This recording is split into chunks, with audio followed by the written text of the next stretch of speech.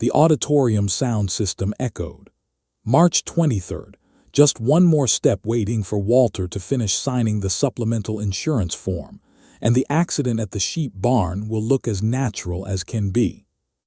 I read slowly, clearly articulating every word, letting the entire hall hear my voice for the first time in my life. 200 employees and shareholders of the Whitfield Woolworks Company stood frozen in the middle of the lobby, the champagne glasses celebrating the new president still full of bubbles. Aunt Carol's face lost all its color, her mouth agape as if she had just heard a thunderbolt tear through the darkness she had hidden for so long. Diane stared fixedly at the old notebook in my hand. For the first time since the day she stepped into our house, an expression she could not hide appeared on that perfectly controlled face: fear. What terrified her was not the notebook, nor was it the voice recorder. It was the fact that she had never asked herself, over the past 23 years, how much the girl who always sat silently in the corner of the room had heard. She always believed that my silence meant emptiness. She was wrong. The notebook I was holding in my hand was not written in one night out of anger or in preparation for this morning. It was written over 15 years, page by page, using the exact words that the adults carelessly spoke whenever they thought the child sitting next to them understood nothing. Everything had actually started a long time before today. The smell of dry hay and damp sheep's wool from the Larkspur Ranch in Montana was always the first thing that rushed back to me whenever I remembered my childhood. When I was 7, a pediatrician in Bozeman sat across from my father, using the phrase delayed social communication development to describe me, while I sat right next to them, hearing every single word clearly, my hands still sorting pebbles by color on the clinic floor. My father asked the doctor again, his voice trembling if I understood what was happening around me. The doctor replied that my capacity to process information might be limited, and that it was best for the family to keep expectations low regarding my ability to remember or handle complex social situations. That sentence I remember verbatim to this day, just like every other sentence people once carelessly dropped in front of me. Before leaving the clinic, the doctor leaned down to smile at me, then pointed at the clock hanging on the wall behind him, asking very gently, "Do you know what time it is?" I looked at the clock for less than 2 seconds and answered the exact minute. The doctor nodded, praising my good observation skills, but I shook my head. "That clock is 3 minutes fast." The clinic fell silent for a moment before my father sighed softly. The doctor only smiled, patting my head the way adults usually do when they think a child has just said something naive. "It is okay," he told my father. "Kids at this age often notice very strange things." No one checked the clock, and no one asked why I said that. It was not until the nurse came in to walk us out that she looked up at the clock and blurted out, "Oh, it looks like this clock is running fast again. Let me fix it." She turned the small knob on the back of the clock exactly 3 minutes. No one mentioned that incident again. I also did not explain that from the moment I stepped into the clinic, I had seen that the digital clock at the reception desk, the clock on the nurse's computer screen, and the watch on my father's wrist all showed the exact same time. But that was easily ignored because everyone thought it was just silly nonsense that only a child would notice, nothing special. So from then on, the whole family formed an unspoken habit, talking as if I were a piece of furniture in the room. My grandfather once discussed dividing the land right at the dinner table while I sat next to him, using a fork to scoop up peas. My parents argued about money in the kitchen with the door left ajar. No one thought of lowering their voices because she does not understand anyway. I did not talk much, that is true. I did not cry when scolded. I did not laugh out loud when praised. My facial expressions rarely changed enough for others to read the emotions inside. But behind that motionless face, I memorized absolutely everything. I remembered how a voice changed when someone lied. I remembered the pause before a carefully weighed sentence. I just had no way, or did not want to find a way, to express what I knew. My father, Walter Whitfield, was the man who single-handedly built Whitfield Woolworks from a flock of merely 20 sheep left by my grandfather. He was a man of few words, his hands always smelling of lanolin from the sheep's wool, his fingernails always edged with brown dirt that could never be completely washed away. He was not good at expressing affection with words, but every Friday evening, he would leave a milk chocolate bar on my desk without saying anything, just tapping twice on the door before walking away. That was the only language of love between us, and I cherished it more than any flowery words. My mother, Helen, died when I was 17. People said she fell from the hayloft on a rainy October night. The county police called it an accident and closed the case within a week. I had no evidence to refute it at the time, only a freezing sensation at the back of my neck, whenever someone recounted that story with such calm detachment, especially Aunt Carol, who always retold the details of my mother's death with a suspicious fluency, as if she had recited that story to herself far too many times. I started writing a diary at the age of 8, following a school lesson on emotion journals that I never truly wrote in the literal sense. Mine had no lines about feelings. I recorded exactly what the adults said when they thought I was not listening, including dates and who was standing where in the room. May 11th, the year I was 8, I wrote, "Aunt Carol told Mom that this house should have been hers if Grandpa had not favored Dad." September 20th of the same year, Mom cried in the kitchen. Aunt Carol stood outside the door, not going in to comfort her, just watching with her arms crossed. I did not fully grasp the meaning of those lines when I was little. I only knew they were important, so I kept them, stuffing the notebook into the gap behind the wardrobe, a place no one would ever think to look. 2 years after my mother died, my father married Diane. She was a client relations manager for a large textile firm in Denver who came to Larkspur to negotiate a wool supply contract and ended up staying, citing her love for this land.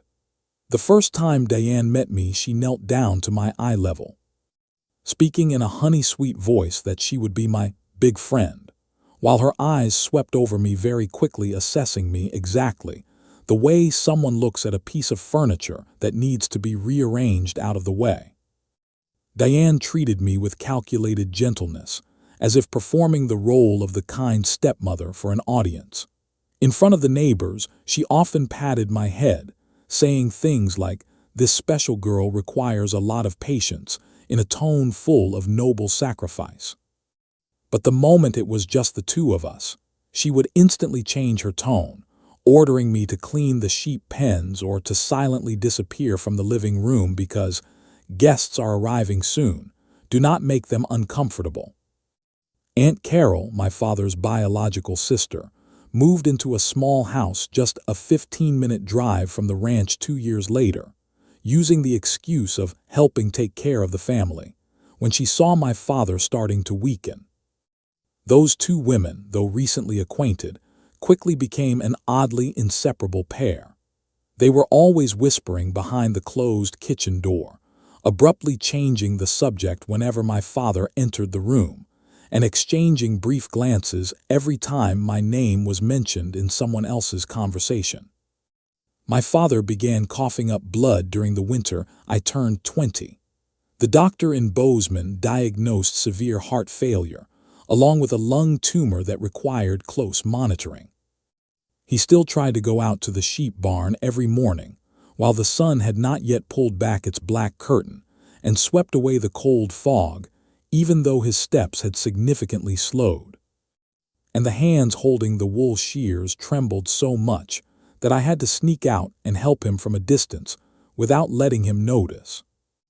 Diane started taking my father to see a new lawyer in the neighboring town, a man named Bradford whom our family had never worked with before, instead of the family's longtime attorney. She said it was to Update the will to keep things tidy and avoid future trouble. Her voice as light as if discussing a trivial chore. I was home alone more often during that period, because Diane frequently took my father to appointments or to see the lawyer in the afternoons, while Aunt Carol would drop by to help watch the house, but actually spent most of her time making phone calls in my father's closed study.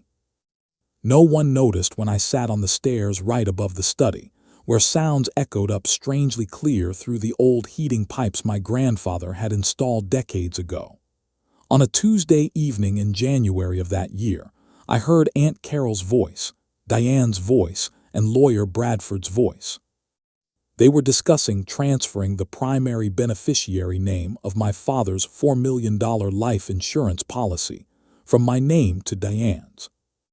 I sat still, hugging my knees, listening to Bradford ask if Walter was legally sound of mind enough to sign the papers in his current medical condition, because if there was a dispute later, his mental clarity at the time of signing would be the key factor. Diane replied that he could still sign. Just hand it to him right when he is tired and does not want to argue. He will sign anything just to be left in peace. I recorded the entire conversation in my diary that very night, my handwriting shakier than usual, my hands cold even though the room was not cold at all. 3 weeks later, I heard something that made the blood freeze in my veins.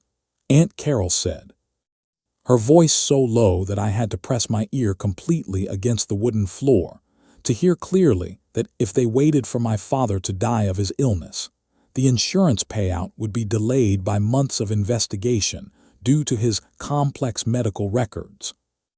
As insurance companies always scrutinize deaths from prolonged chronic illnesses more closely. But if it was a workplace accident at the ranch, like falling from the hayloft or getting crushed by the hay baler, the insurance company would pay out twice as fast with no further questions, because agricultural accident claims were always processed under simpler procedures. Diane did not object to that statement. She only asked, in a tone as casual as discussing planning a birthday party, what time of the week would be best so that everything looks the most natural, perhaps early in the morning before the farmhands arrived.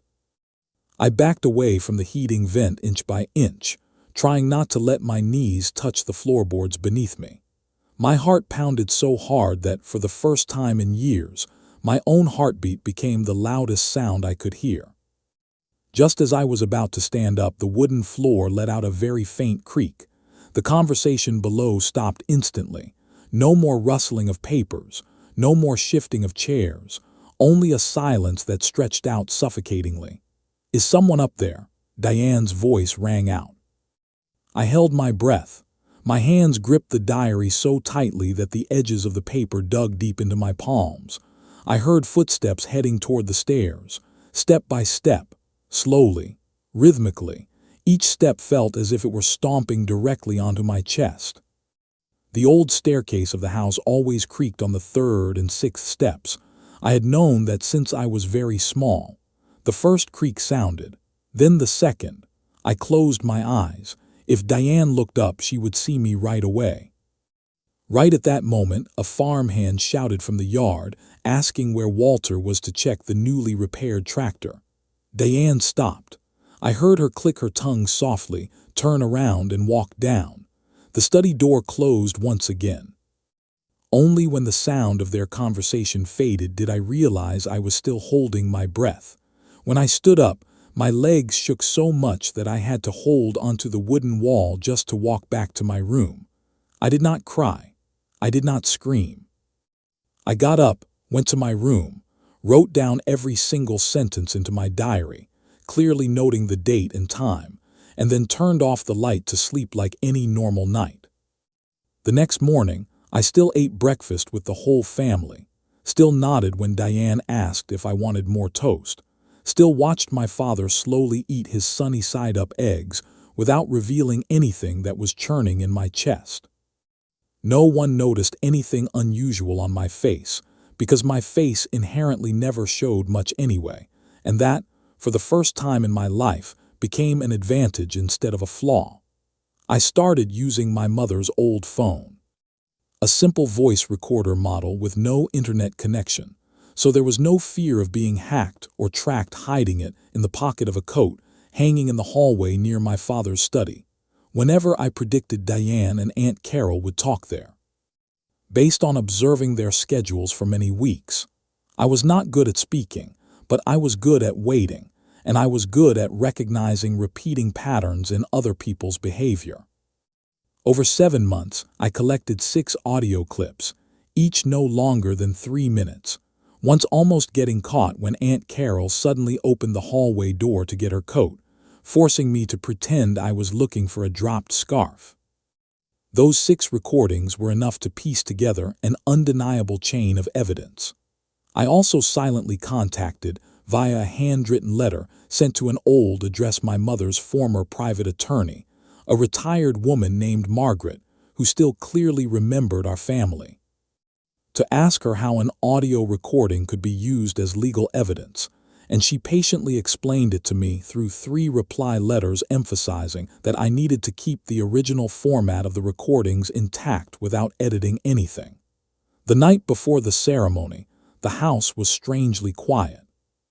Diane and Aunt Carol had gone to town in the afternoon to attend a small party with a few board members. My father went asleep early after taking his medication. The entire ranch was left with only the sound of the wind blowing through the old wooden planks and the occasional stirring of the sheep in the barn.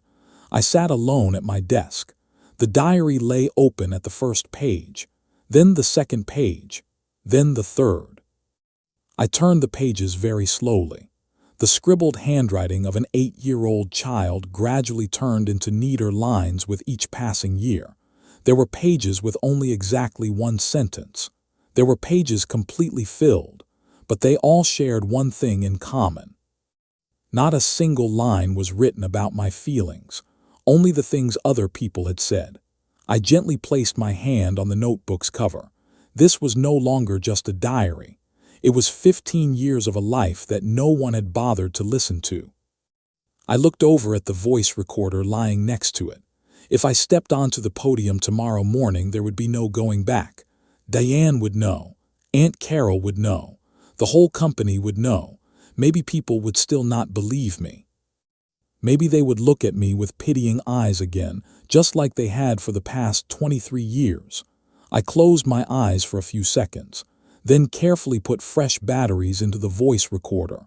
I closed the diary, placed both into the brown canvas bag I always used whenever I followed my father to the sheep barn.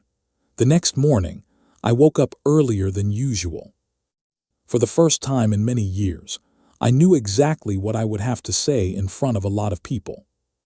The inauguration ceremony, announcing Diane as the new president of Whitfield Woolworks, was held in the grand hall of the textile factory, exactly on the company's 40th anniversary. My father sat in the front row, gaunt, having to use a walking cane, but still trying to wear his favorite gray suit, which now hung loosely on his frame after he had lost nearly 30 pounds.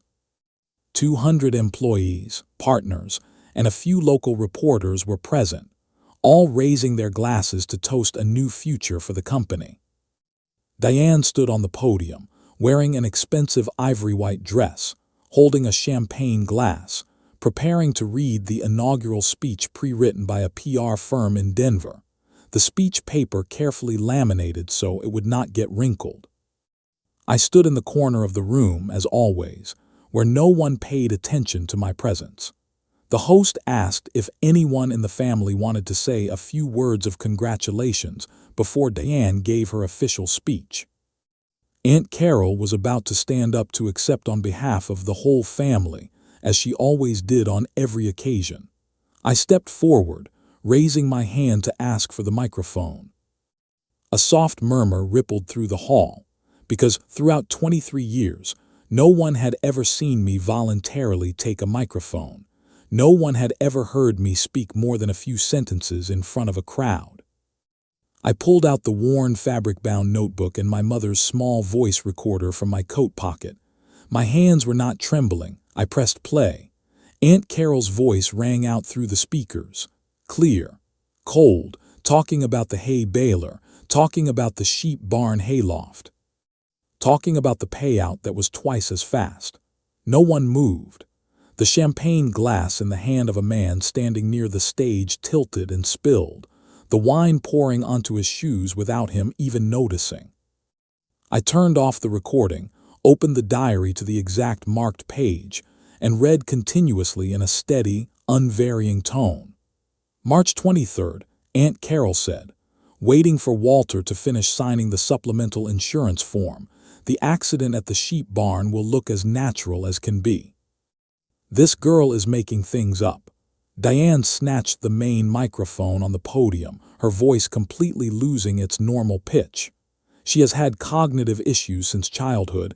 Everybody knows that. She cannot tell reality from fiction. Quite a few people in the hall nodded reflexively. They had heard that saying for many years. She does not understand. She just remembers random nonsense. Do not mind her.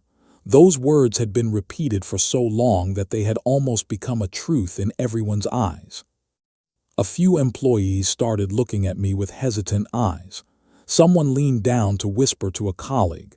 Someone shook their head slightly. In just a few short seconds, I understood Diane was still doing what she did best, not proving her innocence, but making everyone doubt me. I looked straight at her, completely unflinching. I have communication issues, not memory issues. I did not speak louder. I did not try to convince anyone either. I just reached down to open the canvas bag at my feet and took out another voice recorder. This is the second clip. I pressed play. This time it was no longer just a few disjointed sentences. It was Diane's voice. I held the voice recorder up high. This is Aunt Carol's voice, not my voice. Everyone here just heard it. This time no one said anything else. The first person to break the silence was not me. It was Mr. Harris, the wool mill manager who had worked with my father for over 30 years. He took a step forward, slowly looked at Diane. Is that? He paused. The reason why you always insisted on taking Walter to see a new lawyer. Diane did not answer. She only took a step back. My father slowly stood up from his chair, his walking cane trembling in his hand. He did not look at Diane. He also did not look at Aunt Carol. He looked at me for a very long time, as if trying to piece together the 23 years he had missed in just a few brief seconds. His eyes did not leave me. It was not the look of a father who had just discovered his daughter was telling the truth, but the look of a father who just realized he had refused to listen to his child for over 20 years. The doctor was wrong, he said very quietly. No, he shook his head at himself. I am the one who was wrong. Walter turned to Diane. The woman who had just been preparing to become the president of Whitfield Woolworks stood motionless on the podium. Diane stood motionless, her fingers gripping the edge of the lectern so tightly that her knuckles turned pale under the auditorium lights. The hand holding the microphone trembled ever so slightly. The champagne glass set on the podium clinked softly when her wrist subconsciously bumped against it. He looked at her for a very long time, so long that the whole hall almost forgot to breathe. His voice was thick with illness. Helen also knows something before she died. Diane opened her mouth as if to answer immediately, but no words came out. Walter, she shook her head continuously. Let me explain first. Things are not what you think. Then speak. My father's voice was not loud, but for the first time in many years, I heard in it an absolute resolve that illness had taken from him a long time ago. Speak. Why did you have to take me to a different lawyer? Why did you change the insurance beneficiary? Why did you never tell me about the meetings between you, Carol, and Bradford? With every question that rang out, Diane's face grew a little paler. She backed away instinctively. I just wanted things to go more smoothly. Smoothly for whom? Walter asked. No one spoke. The entire hall sank into a heavy silence. Right at that moment, Aunt Carol suddenly let out a forced, panic-stricken laugh. Do not listen to that girl. If she had not kept those damn notebooks then. She stopped short. Both her hands rushed to cover her mouth. Too late. There was no need for anyone to explain further. There was no need for another recording. Her own panic had spoken for everything. A sharp intake of breath echoed from the employees' seats. Mr. Harris, the mill manager who had been with Whitfield Woolworks for more than 30 years, slowly took off his reading glasses. He looked at Diane with a gaze I had never seen before. For all these years, he said very quietly, "I thought you genuinely cared for Walter." A female employee standing in the front row unconsciously took a step back, as if just standing too close to Diane sent shivers down her spine. In the corner of the hall, a shareholder set his champagne glass down hard on a table. The sound of glass hitting wood rang out sharply in the silent atmosphere. The reporter from the local newspaper slowly raised his camera. The recording indicator flashed red. No one looked at me with doubting eyes anymore. Their gazes shifted one by one to Diane, then to Carol, then back to the old notebook lying in my hands. For the first time in my life, I was no longer the invisible person in that crowded room. My silence for 23 years finally had people willing to listen. Aunt Carol backed away from the gathering crowd.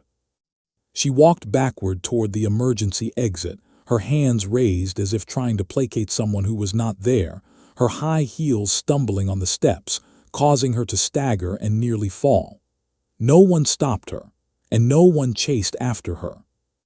The company's human resources manager quietly pulled out a phone, calling the internal legal department. Diane's lawyer, standing nearby, hurriedly gathered his briefcase, walking very quickly toward the parking lot without saying a single word of farewell, leaving Diane's laminated speech paper rolling at the foot of the podium. Not a single person stepped forward to help Diane. Just a few minutes ago, she was still the person about to become the new president of Whitfield Woolworks. All eyes had been fixed on her with admiration and expectation. Now, those same people quietly stepped away.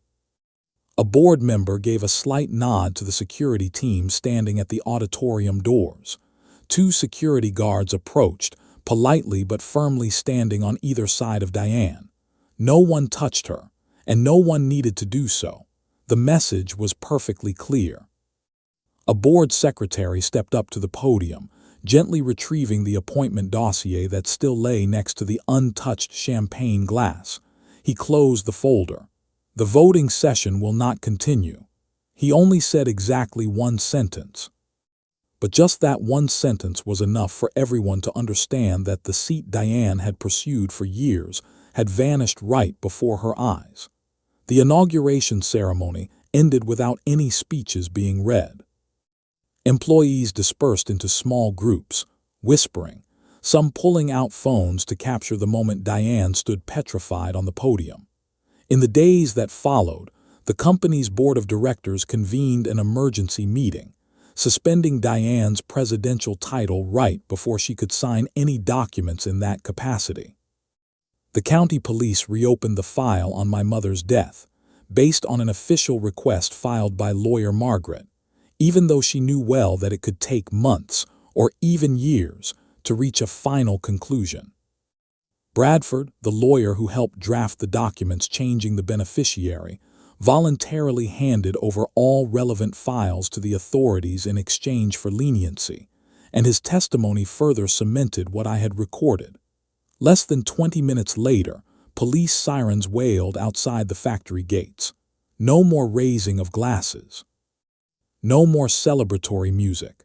Just the crackle of 2-way radios mixed with the sound of rushed footsteps on the hall's tiled floor.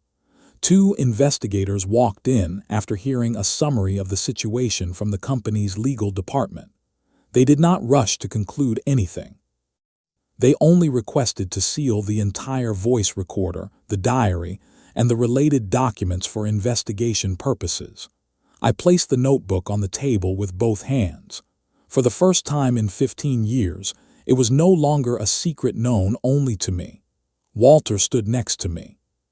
He did not say a word. When the investigator asked who was the person that recorded all these contents, my father looked straight at him and answered in a calm voice, "My daughter." He paused for a moment, and this time, I believe every single word she wrote. I did not look at my father, but in that moment, I knew I had just heard the sentence I had been waiting for throughout the past 23 years. A few weeks later, I sat with my father on the porch looking out over the sheep pasture, where the sheep were still grazing as if nothing had ever happened. My father asked me why I had never told him anything during the 7 months of gathering evidence, why I had carried such a massive burden all by myself in silence. I thought for a long time before answering, because I always needed time to choose the right words, a habit that for my entire life was seen as a sign of slowness rather than carefulness. I said that I was afraid if I spoke up too soon. When there was not enough evidence, he would only listen to Diane's words that I was imagining everything, just like every other time in my 23 years of life, when my words were always weighed less than the words of anyone else in the house. My father bowed his head for a very long time. I heard the wind blow through the pasture before I heard him sigh. "Every Friday evening." He paused. "I stood in front of your door longer than you thought." I turned to look at him. He smiled faintly, the tired smile of a man who just realized he had lost too much time. "I always brought the chocolate bar, but there were so many times. I intended to knock and come in. Intended to ask how your day at school was. Intended to sit with you for a few minutes." He shook his head. "Then I thought again. Maybe you did not want to talk." I remained silent. Only after a moment did I reply softly, "I always heard you standing outside the door." He looked up at me. "You knew, from the sound of your footsteps, from the way you stopped, from the 2 knocks on the door, from the smell of lanolin on your coat, from the crinkling of the chocolate wrapper, from everything." His eyes turned red. This time he did not look away. He did not say anything else for a long time. He just placed his bony hand, which still carried that familiar hint of lanolin, on my shoulder, and left it there for a long time, longer than any touch he had ever given me before. A while later, my father reached into his coat pocket. He pulled out a milk chocolate bar that had slightly melted from his body heat. He let out an embarrassed laugh. "Today is Friday. I just bought it out of habit." He handed the chocolate bar toward me, not leaving it in front of my door. Not knocking and walking away like he had for so many years, but handing it to me himself. I took it. The foil wrapper made a very faint rustling sound in the evening breeze. That was the first time my father and I truly completed the small ritual that had started so many years ago. The evening breeze blew across the pasture, carrying the scent of damp wool and dry hay. And the sheep slowly moved toward the barn as the sun began to set behind the Bridger Mountains, dyeing the whole sky, a mix of orange and red, the same color as the pebbles I used to line up in rows on the clinic floor when I was 7. I peeled back the foil of the chocolate bar, broke it in half, and handed one half back to my father. He took it. This time, neither of us needed to say anything more.